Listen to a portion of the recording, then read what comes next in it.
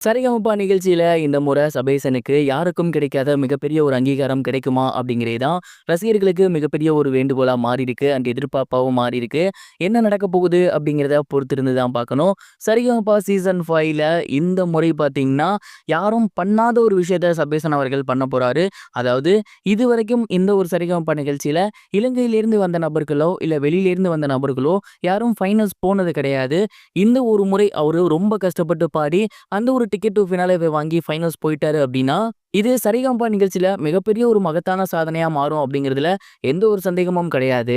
இதற்கு முன்னாடி சரிகமபா நிகழ்ச்சியில இலங்கை தமிழர்கள் வந்திருக்காங்க, கலந்திருக்காங்க. ஆனா ஃபைனல்ஸ்க்கு போயிருக்காங்க அப்படின்னு கேட்டீங்கன்னா கண்டிப்பா கிடையாது. அண்ட் அந்த ஒரு விஷயத்த சபேசன் அவர்கள் தன்னோட முயற்சியினால, தன்னோட அந்த ஒரு குரலின் வளத்தால முறியடிக்க போறாரு அப்படின்னு தான் சொல்லணும். இந்த என்டையர் சீசனுமே சபேசன் அவர்கள் ரொம்ப சூப்பரா பாடி வந்துட்டு இருக்காரு. கொஞ்சம் கூட பிசிறி தட்டாம போய்க்கிட்டு இருக்காரு. இடையில 1, 2 கோல்டன் பெர்ஃபார்மன்ஸ் அவரு வாங்காம இருக்கலாம். ஆனா அதுக்காக அவரு மொத்தமா வாங்க மாட்டாரு அப்படின்னு நினைச்சீங்கன்னா கண்டிப்பா கிடையாது. ரொம்ப சூப்பரா அவரு பண்ணி வந்துட்டு இருக்காரு. ஸோ கண்டிப்பா இந்த வாரம் அப்படி இல்லைன்னா வரப்போற வாரங்கள்ல அவரு டிக்கெட் டு ஃபினாலேவை வின் பண்ணிருவாரு. அப்படி அவரு டிக்கெட் டு ஃபினாலேவை வின் பண்ணிட்டா முதல் முறையாக இலங்கை தமிழர் ஒருத்தர் சரிகமபா நிகழ்ச்சியில ஃபைனல்ஸ் போயிருக்காரு அப்படிங்கிற மகத்தான ஒரு சாதனையை அவரு புரிவாரு.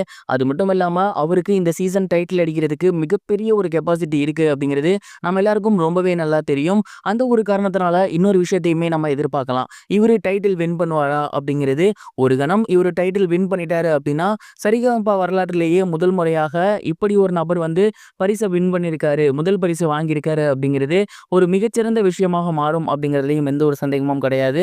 இது நடக்கிறதுக்கு நிறையவே பாசிபிலிட்டிஸ் இருக்கு. ஏன்னா சபேசன் அவர்கள் அவ்வளவு சூப்பரா பாடுறாரு. இந்த ஒரு மகத்தான சாதனை நடக்குமா?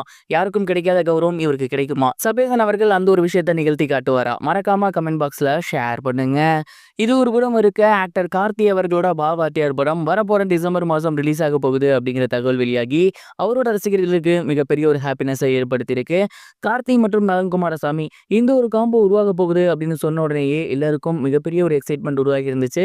ஏன்னா கார்த்தி ரொம்பவே டிசைனா எடுத்து கதை தேர்ந்தெடுத்து நடிக்கக்கூடிய ஒரு நபர். அதே மாதிரி நலன்குமாரசாமி அவரோட மேக்கிங்கே ரொம்ப டோட்டலி டிஃப்ரெண்டா இருக்கும். இவங்க 2 பேரும் சேர்ந்தா படம் எப்படி இருக்கும்?